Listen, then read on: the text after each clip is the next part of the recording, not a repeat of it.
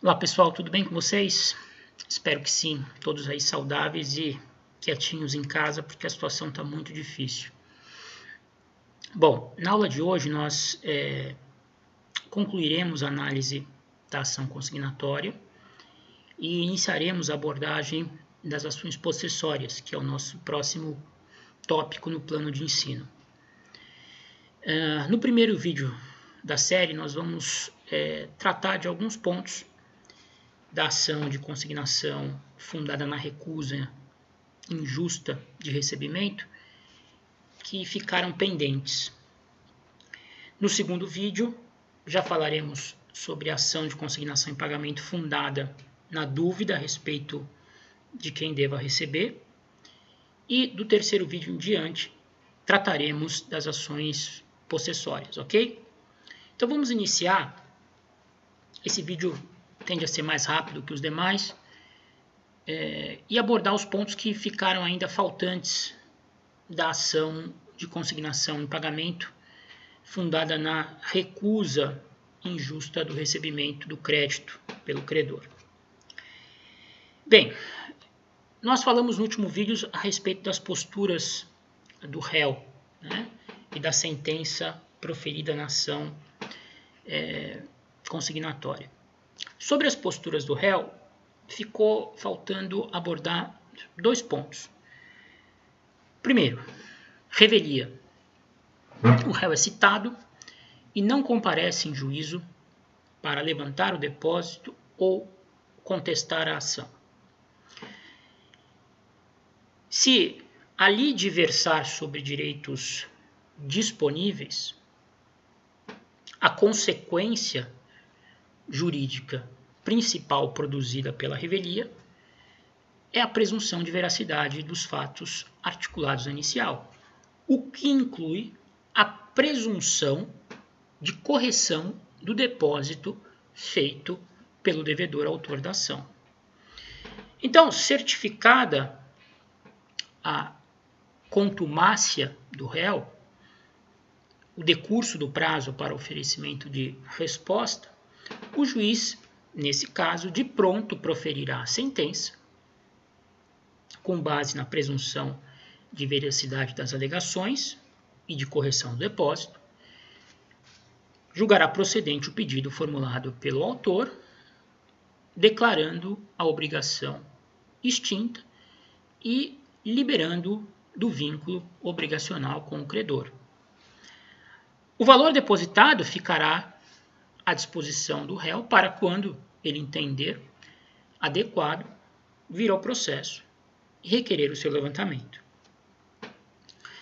A revelia somente não produzirá o seu efeito principal de presunção de veracidade das alegações veiculadas pela inicial, quando o processo versar sobre interesses indisponíveis. E quando isso pode acontecer? Quando, por exemplo, eu tiver um incapaz no polo passivo, o credor for incapaz, ou mesmo naquelas situações em que figura no polo passivo uma pessoa jurídica de direito público, União, Estado, município, autarquia, fundação. Nesse caso também existe indisponibilidade dos interesses. Ainda que não houver resposta, ainda que houver contumácia do réu, não se pode considerar, né, verdadeiras automaticamente as alegações feitas na inicial, que inclui, evidentemente, o depósito. Nesse caso, o juiz determinará o prosseguimento do feito, a especificação de provas por parte da parte autora.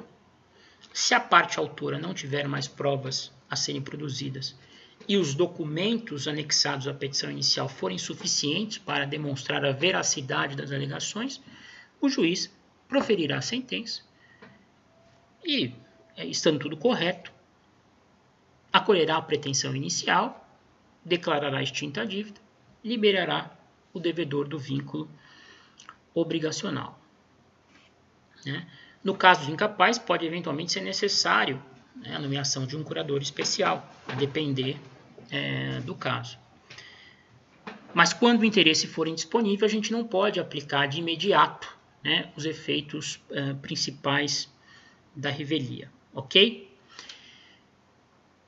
Outra questão que envolve a postura do réu. O réu pode vir de imediato e requerer o levantamento do depósito, pode ficar inerte e sujeitar aos efeitos da revelia, ou pode vir a juízo e contestar.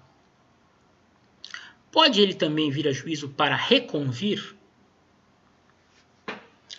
Aqui a resposta correta é depende. Se o objetivo da reconvenção for obter a condenação do autor a realizar a complementação do depósito, no entender do réu reconvinte insuficiente a quitação total da dívida, a reconvenção será liminarmente rejeitada, porque desnecessária. Afinal de contas, como nós vimos na aula passada, se o juiz reconhecer a insuficiência do depósito na sentença, acolhendo a tese de defesa apresentada pelo réu, imediatamente, sempre que possível, irá definir o quantum é necessário à satisfação total do crédito, podendo o réu, credor do remanescente, utilizar os próprios autos para executar aquilo que foi definido pelo título judicial. Então, nesse caso, não há necessidade de reconvenção, porque o simples reconhecimento de que o depósito é insuficiente já propicia ao réu, credor da prestação, obter no próprio processo tudo aquilo que ele poderia desejar, que seria a condenação do réu a pagar o remanescente. Porque ele pode usar a sentença para executar o remanescente. Ok? Então, em relação a saldo remanescente, uma vez reconhecida a insuficiência do depósito, a ação possui esse caráter dúplice, tornando desnecessária a reconvenção. Agora, se o réu, porventura, tiver pretensões conexas contra o autor da consignatória, ele pode utilizar o próprio processo movido contra ele para contra-atacar por meio de uma reconvenção.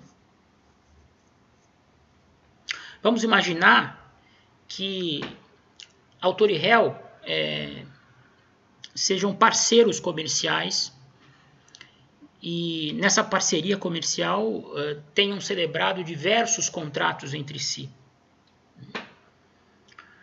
O autor da consignatória alega que num determinado contrato quis fazer o pagamento e se liberar da obrigação, mas encontrou resistência injustificada da parte do réu e por isso teve que ajuizar a consignatória. O réu, por sua vez, além de alegar que não houve recusa injusta, que o depósito não era suficiente, também afirma que num outro contrato celebrado entre ambos, o réu já está inadimplente há algum tempo. Então ele pode se aproveitar do processo que lhe foi ajuizado para, em reconvenção, demonstrando que existe conexão entre as obrigações, promover a cobrança daquela obrigação que o autor está inadimplente. Né? É possível. Ok? Então, gravem isso porque também é importante. A respeito da fase instrutória da consignação em pagamento, da ação de consignação em pagamento. Normalmente, as ações de consignação em pagamento, elas não necessitam de fase instrutória para o seu julgamento. Normalmente, a matéria é de direito, exclusivamente de direito, ou mesmo quando existem questões controvertidas, como, por exemplo, se houve ou não recusa injusta, se houve ou não suficiência do depósito, essas questões elas podem ser resolvidas a partir da própria documentação que as partes trazem com a inicial e com a contestação. Então, na grande maioria dos casos, uma vez oferecida a contestação, réplica, julgamento antecipado. Agora, se porventura os documentos não forem suficientes para o esclarecimento de questões fáticas controvertidas, mesmo a suficiência do depósito, às vezes, para se aferir a suficiência do depósito, é necessário a elaboração de uma conta complexa, cujos conhecimentos matemáticos do juiz não possibilita a realização.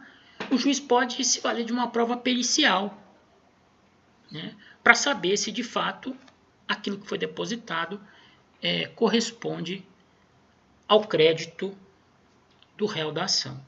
Tá?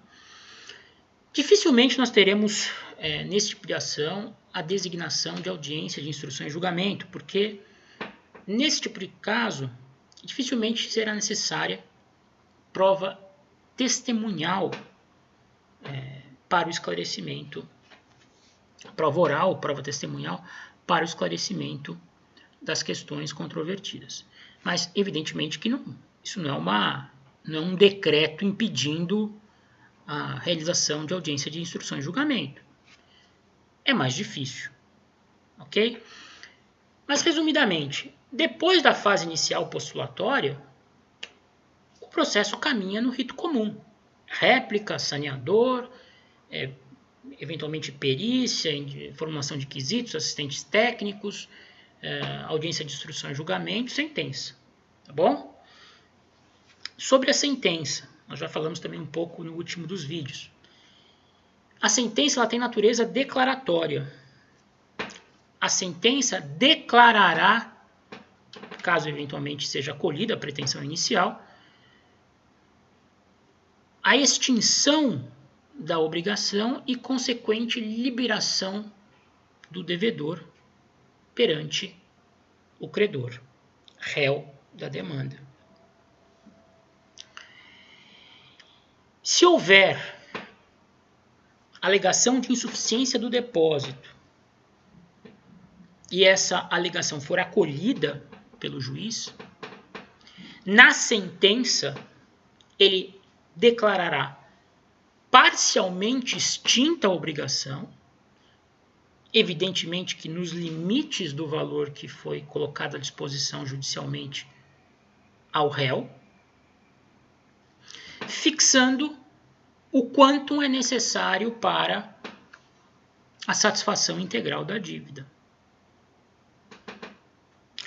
Então, nesse caso específico, o correto é o juiz declarar a parcial procedência da consignação, liberando parcialmente o devedor do vínculo obrigacional e fixando o quanto é necessário a satisfação integral. Existe aqui alguma controvérsia na doutrina, alguma não, uma importante controvérsia na doutrina e na jurisprudência. Há muitos doutrinadores, e vocês encontrarão alguns julgados, que dizem que quando o juiz reconhecer a insuficiência do depósito, julgará improcedente a ação, declarando, entretanto, parcialmente extinta a obrigação e fixando o quanto necessária a satisfação do crédito. Me parece uma incongruência. Se a sentença declarar que a obrigação está extinta, ainda que em parte por força do depósito feito lá no início pelo credor, a solução não pode ser de improcedência da pretensão inicial. A solução me parece que deve ser de parcial procedência,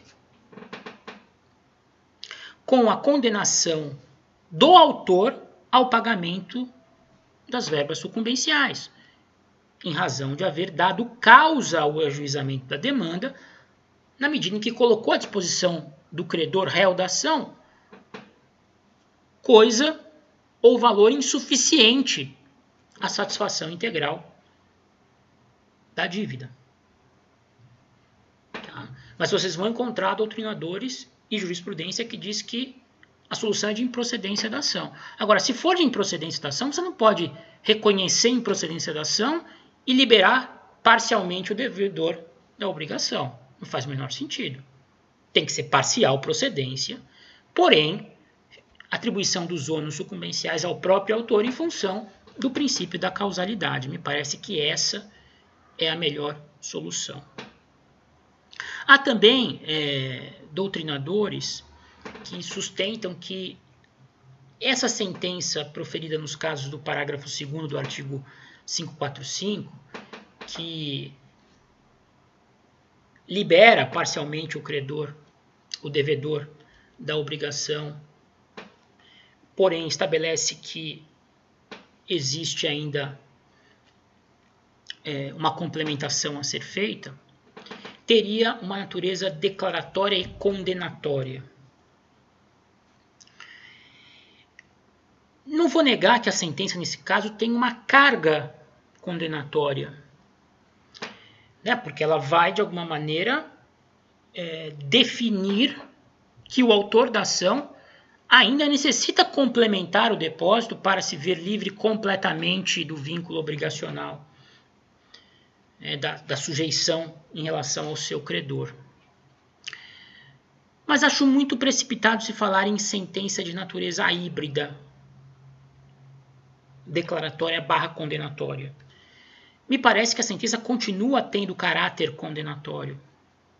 Até porque o legislador diz, e aí textualmente, que a sentença que concluir pela insuficiência do depósito determinará sempre que possível o valor devido e valerá como título executivo.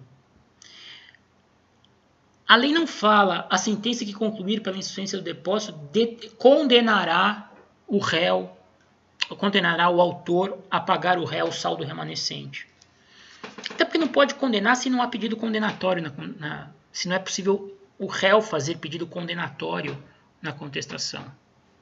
Então, me parece que, mesmo nesse caso, a sentença continua tendo caráter declaratório, porém, digamos assim, com uma carga condenatória, porque o réu pode aproveitar a declaração de que existe um valor ainda a ser complementado para, na sequência, deflagrar uma execução nos próprios autos contra o autor. Ok? Quanto à questão de recursos, recurso cabível contra a sentença, recurso de apelação. Tá bom? Então, com isso, nós encerramos essa primeira parte da aula que tratou desses pontos que haviam ficado aí sem análise da ação de consignação de pagamento fundada na recusa do devedor, na recusa do credor em receber.